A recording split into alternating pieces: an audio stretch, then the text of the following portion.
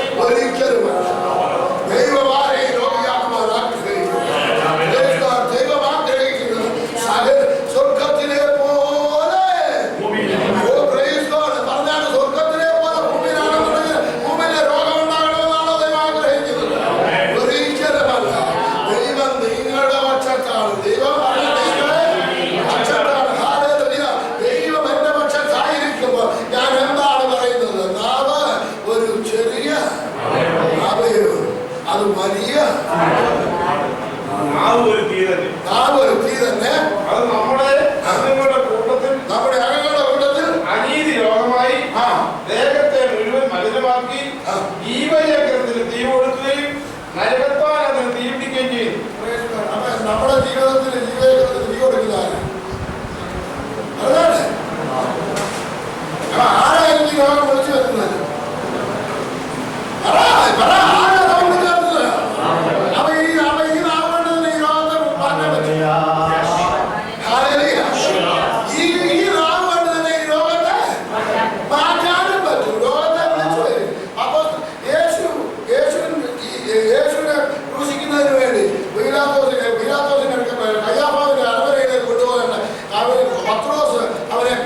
അവിടെ ചെന്നു തീ ആയുന്നവന് ബന്ധം ചെയ്യുന്നു. പത്രോസിനോട് പറഞ്ഞു, യേശു പറഞ്ഞു, നീ എന്നെ ഇന്ന് 3 വർഷം കോഴി മൂന്നരുമ്പ് തള്ളി പറയും. എന്തുവാ നിന്നെ കുറിച്ച് എന്നെ കുറിച്ച് ആഗ്രഹിക്കുന്നു? ഒരു കാര്യം ഞാൻ പറയട്ടെ, അത് വേറൊരു വിഷയമാണ്. എങ്കിലും ഞാൻ നിങ്ങളോട് ഇതിനിടയിൽ കൂടെ ചേർത്ത് കയറി പറയുകയാണ്. 22-31 നമ്മൾ വായിക്കുന്നുണ്ട്.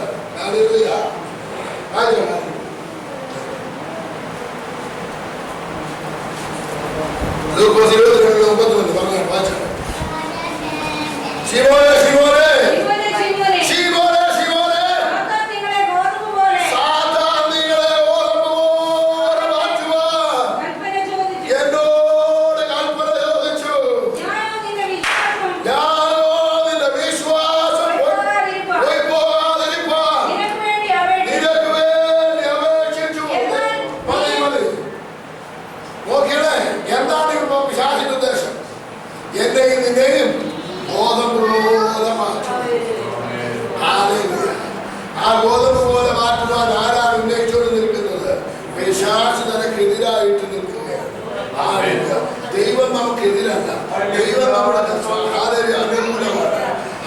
പ്രതികൂലമായി നിൽക്കുന്ന ദുഷ്ടശക്തി അവന് പ്രവർത്തിക്കാൻ നാം അവസരമുണ്ടാക്കി കൊടുത്താൽ ലീഗൽ അതോറിറ്റി നമ്മൾ വിട്ടുകൊടുക്കുകയാണ്. നമ്മൾ മരിച്ച വാക്കുകളെ പറഞ്ഞാൽ, കണ്ട വാക്കുകളെ പറഞ്ഞാൽ, നാം ജീവനുള്ള വാക്കുകളെ പറഞ്ഞാൽ നമ്മുടെ ശരീരത്തിൽ ജീവനാണ് വരുന്നത്. ദൈവത്തിന്റെ വചനം പറയുന്നു. ഞാൻ ഉൽപ്പത്തി ദിവസം നിർത്തി അതിന്റെ 1:27 വായിച്ചു, 27, 28. ഇവിടെ മക്കളില്ലാത്തവർക്ക് വേണ്ടിയുള്ള അങ്ങനെ വായിച്ചു.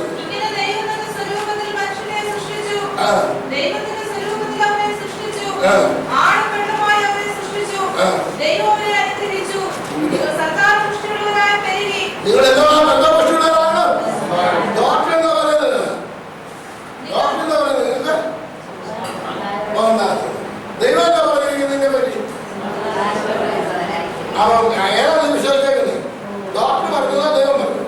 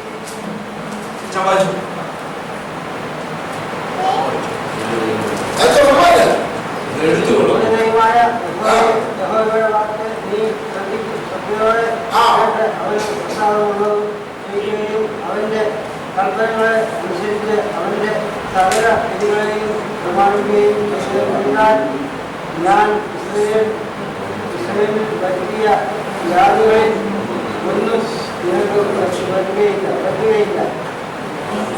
ഞാൻ നിന്നെ സൗഖ്യമാകുന്നു.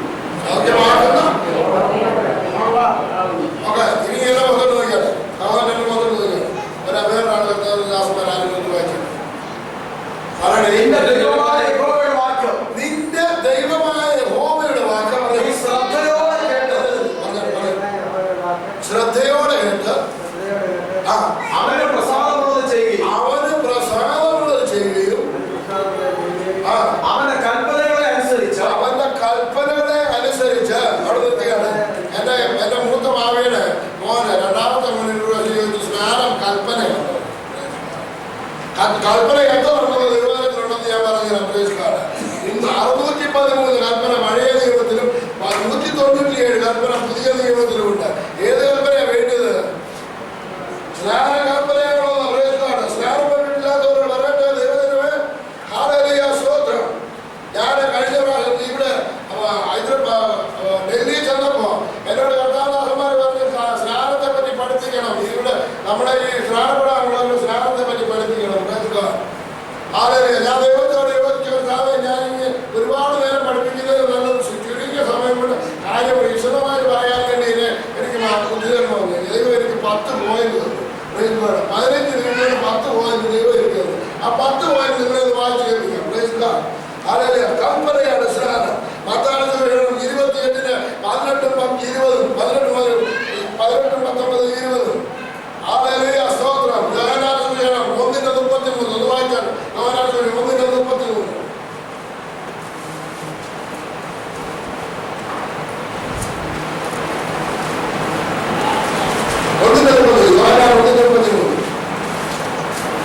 ഞാനോ അവരെ അറിഞ്ഞില്ല, എങ്കിലും അവർ ഇസ്രായേലിൽ വെളിപ്പെടേണ്ടതിന് ഞാൻ വെള്ളത്തിൽ സ്നാനം കഴിപ്പിക്കാൻ വന്നിരിക്കുന്നു എന്ന് പറഞ്ഞു.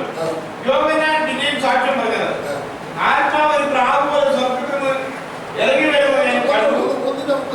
ഞാനോ അവനെ അറിഞ്ഞില്ല, എങ്കിലും വെള്ളത്തിൽ സ്നാനം കഴിപ്പിക്കുവാൻ എന്നെ അയച്ചവനോട്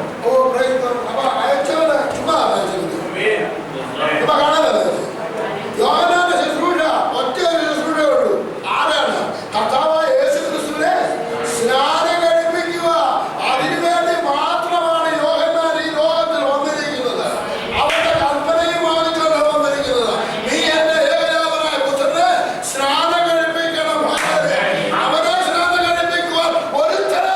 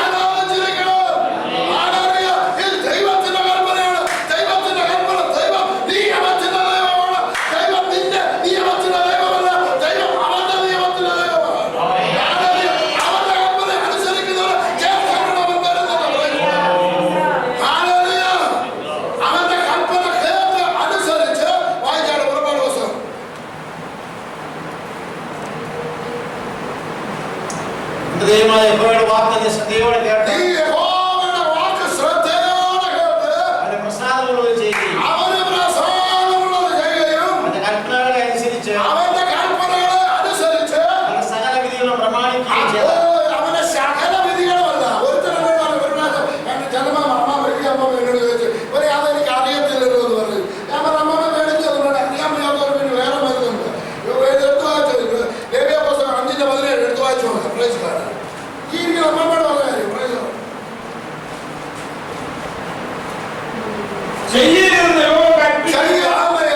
കൽപ്പിച്ചിട്ടുള്ള വല്ല കാര്യത്തിലും ആരെങ്കിലും പിഴച്ചാൽ അവൻ അറിയാതിരുന്നാലും കുറ്റക്കാരനായിരിക്കും. നീ ഒരുത്തരെ പോയിട്ട് എനിക്ക് അറിയത്തുന്നില്ല, ഞാൻ ഒരുത്തരെ കുത്തിക്കൊന്നു, അതിന് ശിക്ഷ ഉണ്ടോ എന്ന് എനിക്കറിയത്തില്ല, കുത്തിക്കൊന്നവന് ശിക്ഷ കിട്ടുന്നു. നിനക്ക് അറിയത്തില്ലെന്ന് റോഡിൽ എന്തെങ്കിലും ചെയ്താൽ ശിക്ഷ കിട്ടുന്നില്ല. നിനക്ക് അറിയത്തില്ലെങ്കിലും ശിക്ഷ കിട്ടും. അവന്റെ അതിന് മാറ്റി എനിക്ക് അറിയത്തില്ല, അവന്റെ പരിപാടി ഞാനും പോയി കൃഷി ചെയ്തു, അതിന് ശിക്ഷ കിട്ടുന്നില്ലെന്നിരിക്കുന്നു. ഈ ലോകത്തിലെ നിയമം അങ്ങനെ ദൈവത്തിന്റെ നിയമം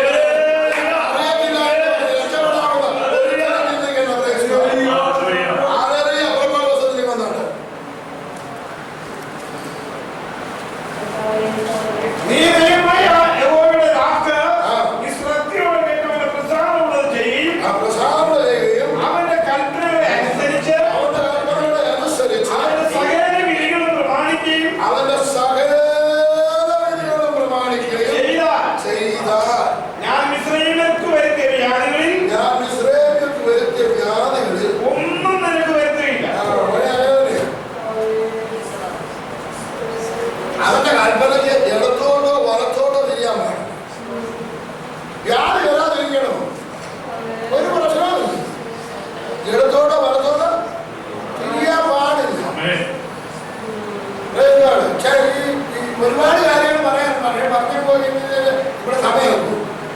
എന്നിട്ട് അടുത്ത വാക്യം പറയുന്നു, വായിച്ചാണ് സഹോദരന്മാർ തന്നെ വായിച്ചാണ്, ഞാൻ നിന്നെ സൗഖ്യമാക്കുന്ന ഇങ്ങനെ ബോധമുണ്ട്. ലോകത്തിൽ ആരെങ്കിലും സൗഖ്യമാക്കാണ്ട് പറഞ്ഞിട്ടുണ്ട്? ഏതെങ്കിലും ഡോക്ടർ സൗഖ്യമാക്കാൻ ആരെയും ഡോക്ടേഴ്സ് ആരെയും സൗഖ്യമാക്കാൻ അവരെന്താ ചെയ്യുന്നു? അവരെ ചികിത്സിക്കും. ഏതെങ്കിലും ഹോസ്പിറ്റലിൽ സൗഖ്യമാക്കാൻ പിന്നെ ഞാനെ സൗഖ്യമാക്കുന്നോ? ദൈവമാരാ? ഒറ്റ ഒരുത്തൻ മാത്രം ഏകനായി മഹാത്ഭുതങ്ങളെ പ്രവർത്തിക്കും. അവൻ മാത്രം സൗഖ്യമാക്കുന്ന ദൈവം. അവന് മാത്രമേ സൗഖ്യമാക്കുവാൻ സാധിക്കൂ. അവന്റെ കാൽപാദത്തിൽ വരാത്ത ഒരുത്തരും സൗഖ്യം കിട്ടത്തില്ല. അവന്റെ സന്തതികളെ കാണുമെന്ന് പറഞ്ഞിരിക്കുന്നത്. വെറുതെ മച്ചി മച്ചനായിട്ട് ഇരിക്കുമെന്നല്ല പറഞ്ഞിരിക്കുന്നത്.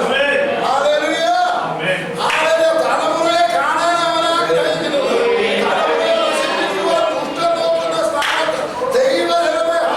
നമ്മുടെ നാവിനെ സൂക്ഷിച്ചുകൊണ്ട് നാവിന് കടിഞ്ഞാണിട്ടുകൊണ്ട് ജീവന്റെ വാക്കുകൾ പറഞ്ഞ എന്റെ ജീവിതത്തിൽ മരിച്ചു കിടക്കുന്ന അവയവങ്ങൾ ജീവന്റെ വചനമാണ് പറയേണ്ടത്. പിശാച് പറഞ്ഞതാണ് പറയേണ്ടത്. സാത്താൻ പറയുകയാണ്, നീ നശിച്ചു പോകും, നിന്റെ കുടുംബം മറ്റുപോകും, നിനക്ക് സന്തതി ഉണ്ടാകില്ല.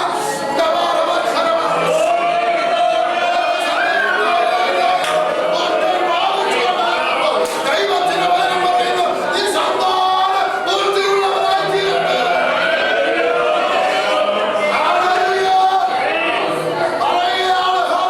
നീ വാചകത്തിൽ പൂർത്തിവച്ചവരേക്ക് നിന്റെ യൗവനത്തിനായി എടുത്തു കളയുവാൻ ദൈവം നിന്നെ കുറിച്ച് ആഗ്രഹിക്കുന്നില്ല.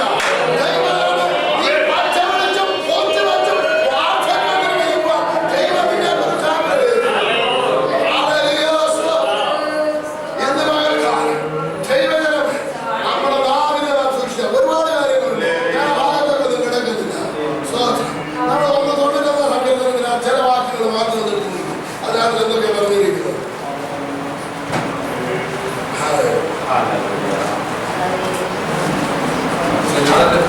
അത്യുന്നതങ്ങളിൽ വസിക്കുകയും സർവശക്തന്റെ നിഴലിൻ കീഴിൽ പാർക്കുകയും ചെയ്യുന്നവൻ യഹോവയെ കുറിച്ച് അവൻ എന്റെ സങ്കേതവും കോട്ടയും ഞാൻ ആശ്രയിക്കുന്നതിന്റെ ദൈവം പറയുന്നു.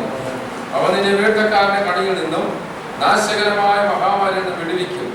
തന്റെ തൂവലുകൾ കൊണ്ട് അവൻ നിന്നെ മറയ്ക്കും. അവന്റെ ചിറകിൻ കീഴിൽ ശരണം പ്രാപിക്കും.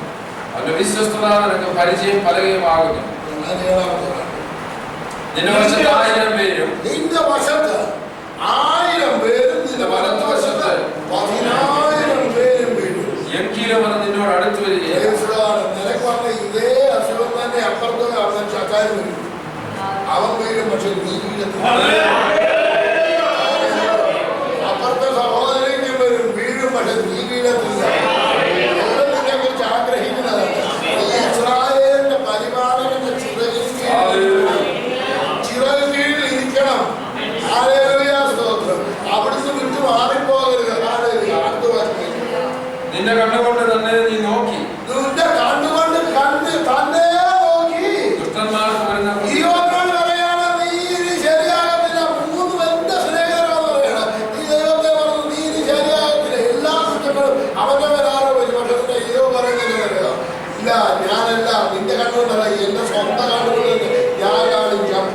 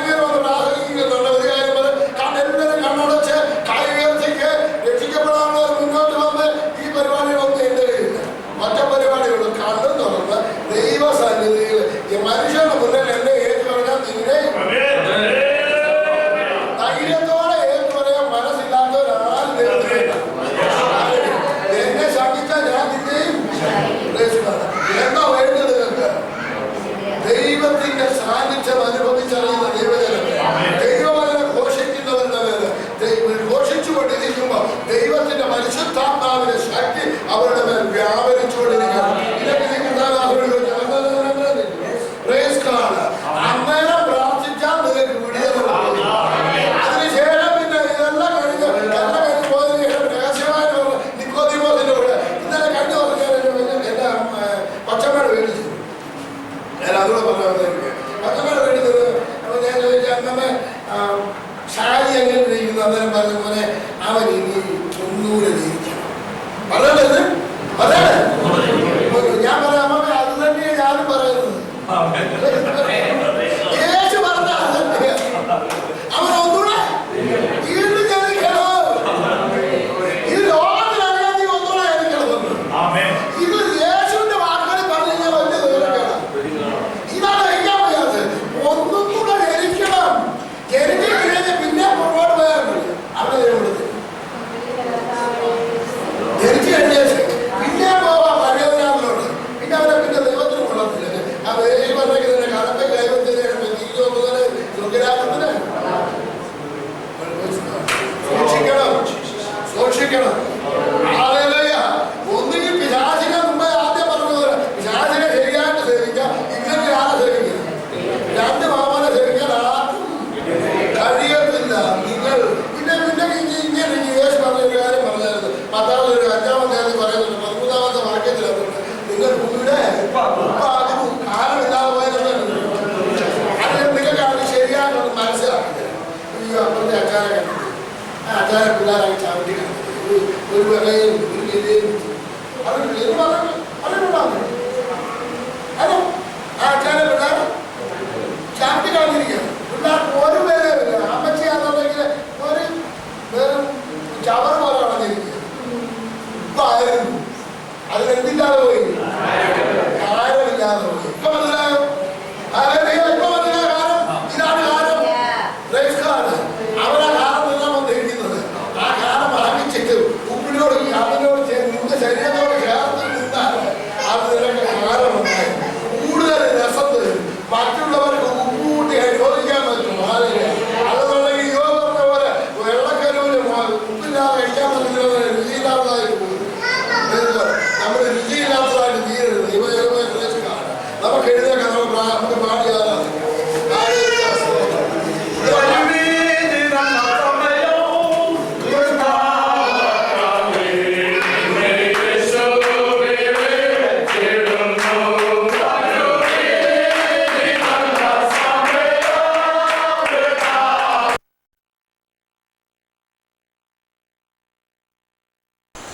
ഒരു നിർജ്ജനമായ സ്ഥലത്തെന്ന പോലെ കൊണ്ടുണ്ടാക്കി. സ്വതം ഇവിടെ മാറ്റം വന്ന ദൈവത്തെ ആരാധിക്കുന്ന ദൈവം വന്നതിന് ശേഷം അതിന് സാക്ഷ്യം ഞങ്ങൾ